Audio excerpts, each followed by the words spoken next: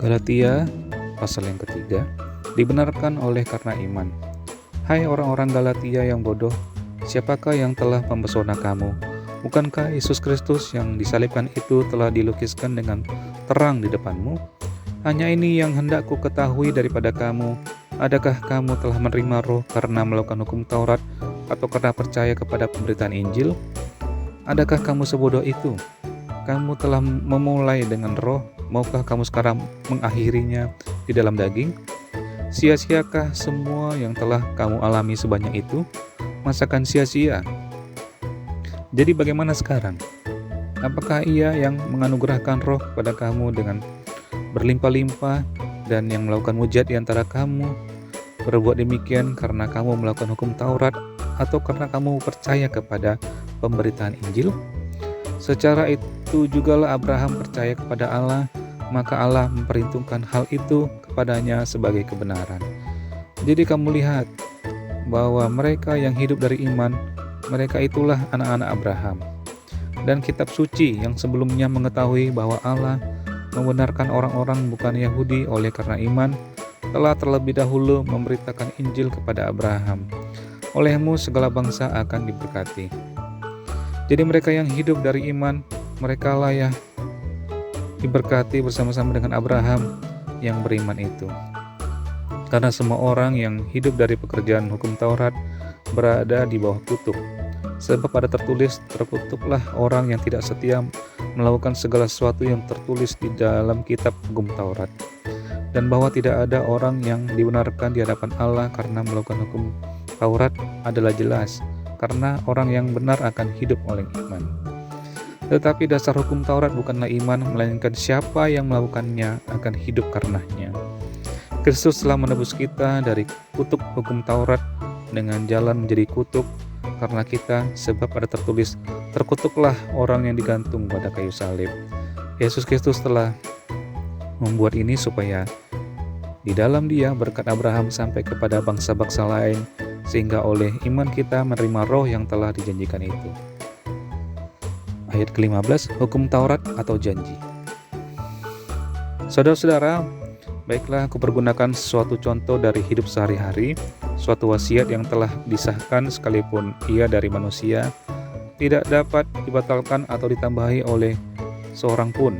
Adapun kepada Abraham diucapkan segala janji itu, dan kepada keturunannya tidak dikatakan kepada keturunan-keturunannya, seolah-olah dimaksud banyak orang, tetapi hanya satu orang, dan kepada keturunanmu, yaitu Kristus.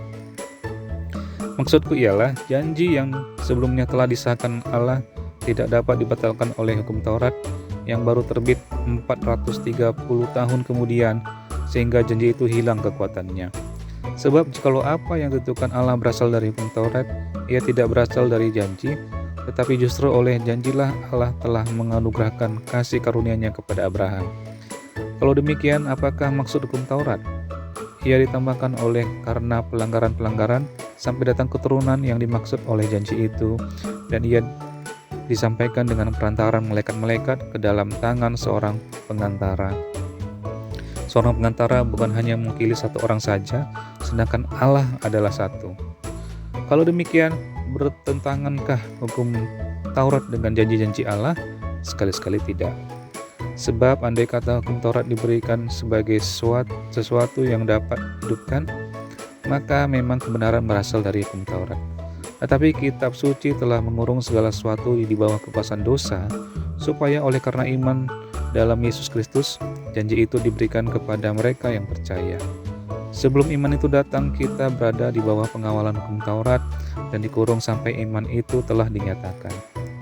Jadi hukum Taurat adalah penuntun bagi kita sampai Kristus datang, supaya kita dibenarkan karena iman. Sekarang iman itu telah datang, karena itu kita tidak berada lagi di bawah pengawasan penuntun. Sebab kamu semua adalah anak-anak Allah karena iman di dalam Yesus Kristus. Karena kamu semua yang dibaptis dalam Kristus telah mengenakan Kristus. Dalam hal ini tidak ada orang Yahudi atau orang Yunani, tidak ada hamba atau orang merdeka, tidak ada laki-laki atau perempuan, karena kamu semua adalah satu di dalam Kristus Yesus. Dan jikalau kamu adalah milik Kristus, maka kamu juga adalah keturunan Abraham dan berhak menerima janji Allah. Galatia pasal yang keempat, tak ada lagi perhambaan. Yang dimaksud ialah selama seorang ahli waris belum akil balik, sedikitpun ia tidak berbeda dengan seorang hamba, sungguh pun ia adalah tuan dari segala sesuatu. Tetapi ia berada di bawah perwalian dan pengawasan sampai pada saat yang telah ditentukan oleh Bapaknya. Demikian pula kita, selama kita belum akil balik, kita takluk juga kepada roh-roh dunia. Tetapi setelah genap waktunya, maka Allah mengutus anaknya yang lahir dari seorang perempuan dan takluk kepada hukum Taurat. Ia diutus untuk menebus mereka yang takluk kepada hukum Taurat, supaya kita diterima menjadi anak. Dan karena kamu adalah anak, maka Allah telah menyuruh roh anaknya ke dalam hati kita yang berseru, ya Aba, ya Bapa. Jadi kamu bukan lagi hamba, melainkan anak. Jikalau kamu anak, maka kamu juga adalah ahli waris oleh Allah. Dahulu ketika kamu tidak mengenal Allah, kamu memperambakan diri kepada Allah pada hakikatnya bukan Allah. Tetapi sekarang sudah kamu mengenal Allah, atau lebih baik, sesudah kamu dikenal Allah, bagaimanakah kamu berbalik lagi kepada roh-roh dunia yang lemah dan miskin, dan mau mulai memperambakan diri lagi kepadanya? Kamu dengan teliti memelihara hari-hari tertentu, bulan-bulan, masa-masa yang tetap, dan tahun-tahun. Aku khawatir kalau susah payahku untuk kamu telah sia-sia. Ayat ke-12, ingatlah akan hubungan kita yang semula. Aku minta kepadamu, saudara-saudara, jadilah sama seperti aku, sebab aku pun telah menjadi sama seperti kamu. Belum pernah kualami sesuatu yang tidak baik daripadamu. Kamu tahu bahwa aku pertama kali telah memberitakan Injil kepadamu oleh karena aku sakit pada tubuhku. Sungguh pun demikian keadaan tubuhku itu yang merupakan pencobaan bagi kamu. Namun kamu tidak menganggapnya sebagai sesuatu yang hina dan yang menjijikkan, tetapi kamu telah menyambut aku sama seperti menyambut seorang malaikat Allah, malahan sama seperti menyambut Kristus Yesus sendiri. Betapa bahagianya kamu pada waktu itu, dan sekarang di manakah bahagiamu itu? Karena aku dapat bersaksi tentang kamu, bahwa jika mungkin kamu telah mencungkil matamu dan memberikannya kepadaku. Apakah dengan mengatakan kebenaran kepadamu aku telah menjadi musuhmu? Mereka dengan giat berusaha untuk menarik kamu, tetapi tidak dengan tulus hati, karena mereka mau mengucilkan kamu supaya kamu dengan giat mengikuti mereka.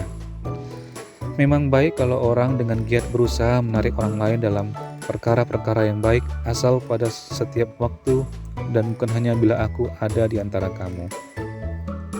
Hai anak-anakku, karena aku menderita sakit bersalin lagi, sampai rupa Kristus menjadi nyata di dalam kamu.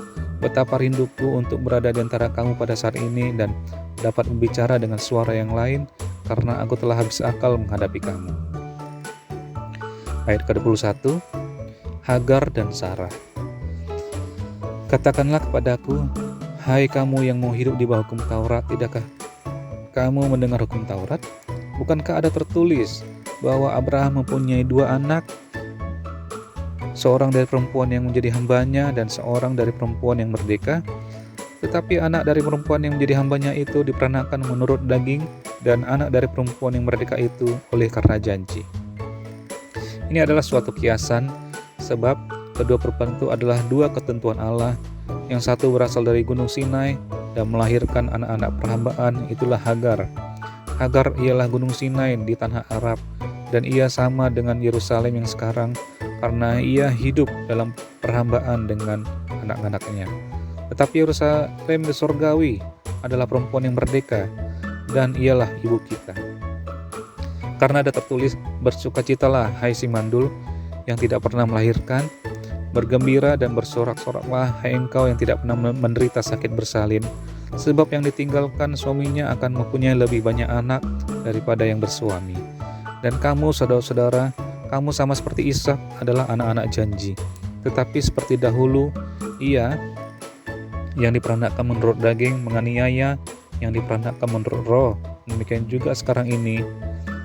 Tetapi apa kata nas kitab suci? Usirlah hamba perempuan itu beserta anaknya, sebab anak hamba perempuan itu tidak akan menjadi ahli waris bersama-sama dengan anak perempuan merdeka itu. Karena itu, saudara-saudara, kita bukanlah anak-anak hamba perempuan, melainkan anak-anak perempuan merdeka.